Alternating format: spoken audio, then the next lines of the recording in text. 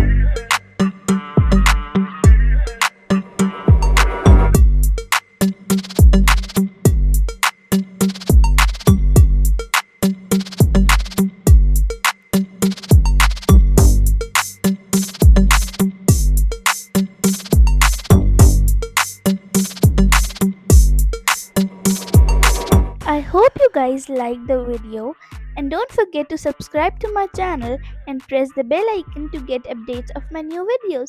Thanks for watching.